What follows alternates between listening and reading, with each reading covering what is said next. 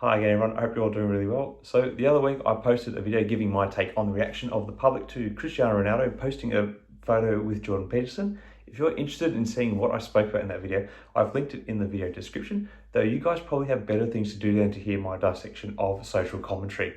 Anyway, Jordan Peterson recently appeared on the Piers Morgan show and spoke about the nature of that meeting with Ronaldo. I found it interesting to listen to, and I think you may as well.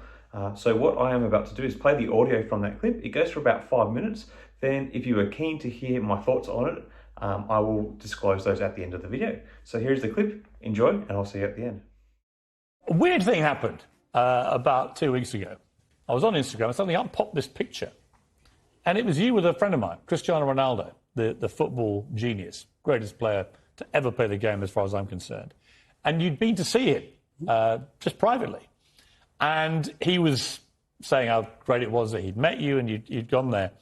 And all hell broke loose. He was bombarded with people saying this is outrageous, legend over, legacy finished, none of which would have bothered him because he'd heard all this kind of thing before. But the venom of it was from certain quarters was so pathetic, it seemed to me. So first of all, what were you doing with Cristiano? Why were you there? Well, he invited me to come and see him, and he had some trouble in his life a few months ago, and a friend of his sent him some of my videos, and he said he had watched those, and then he read my book, one of my books, and found them very helpful, and he wanted to talk.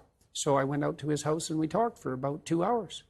And he showed me all his equipment for keeping himself in tip-top condition, and we talked a bit about his companies, but mostly we talked about what he wanted in the future and some of the obstacles that he's facing while pursuing that. And so we had a strategic conversation, I would say, for about, on those topics for about 90 minutes. Were you, in a way, the Ted Lasso figure in his life? Well, that's what it felt like. He didn't realize he was missing? Yeah. Well, I think maybe he did realize that he was missing it because he seemed to have found it to some degree in those lectures. And so, and I always like to hear not only what people are up to, but what they want. And one of the things I loved about my clinical practice, which was very much predicated on this, like, well, you're miserable, let's say, and not to say that he was, because he has a good life in many ways, but if you could envision a path forward out of your misery, let's say, to somewhere better, what would that look like?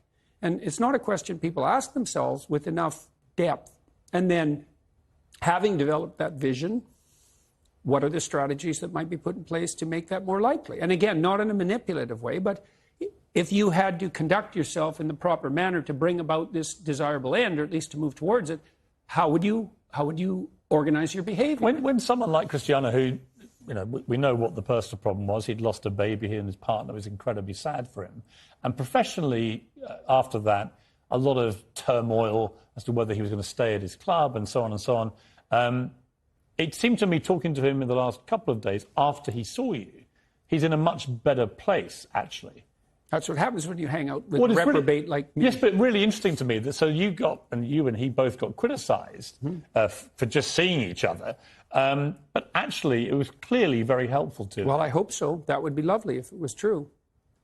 It's a weird position, isn't it? There's you, Dr. Jordan Peterson, this guy that comes out of Canada, lecturing students, and then you're at the home of the greatest football player of all time, and you're genuinely helping him. I mean, Ronaldo is known as one of the most mentally strong athletes has ever been. Yeah, right. Not just physically, but mentally strong.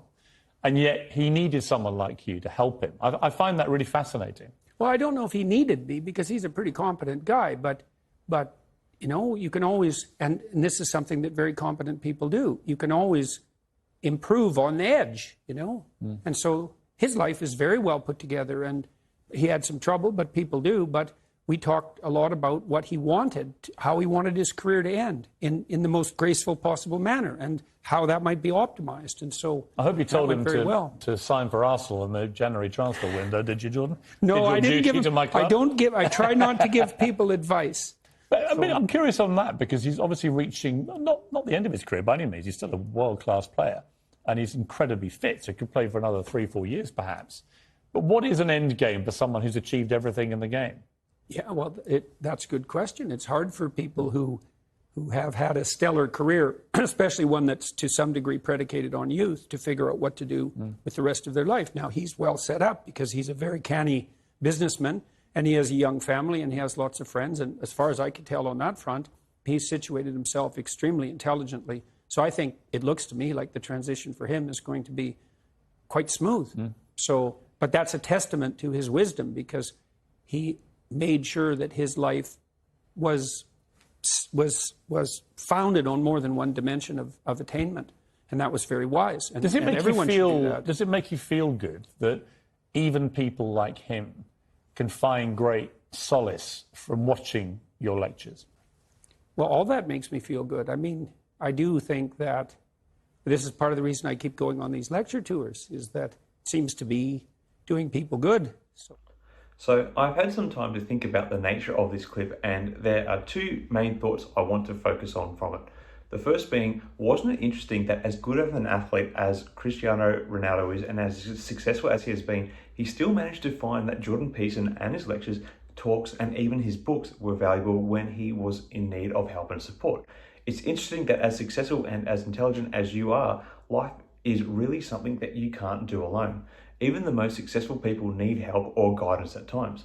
Not that I have much materially to back up what I'm about to say here, but based on what I know about trends in many high-performing athletes and the success Ronaldo has garnered on and off the field, he would be quite an intelligent person, at least from an IQ perspective, while also being characterized as being quite confident and headstrong, a deadly combination for success. But to get and stay at the level that he has in his life, as well as planning for the future in terms of success, he sought support and help to shape where he was going in his life. While we have only seen Ronaldo's side of the exchange via an Instagram post, it does appear that it was a positive meeting with Jordan Peterson, which further gives merit to the idea that it is important to seek help and support from others as a means of developing your character and navigating through tough times.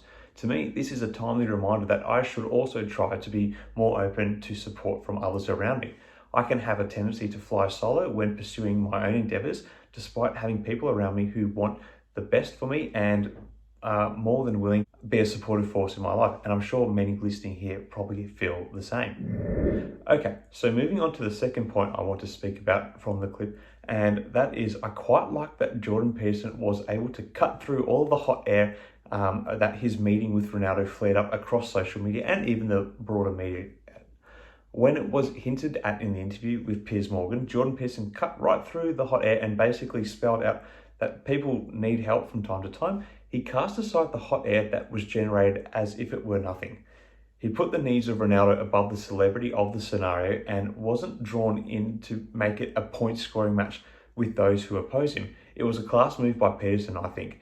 He ignored the culture war element that has surrounded the Instagram post and took the higher road and made it about the needs of someone else.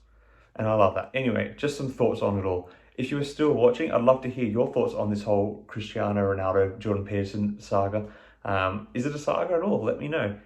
Anyway, I'd love to hear them. Until next time, take care everyone. Cheers.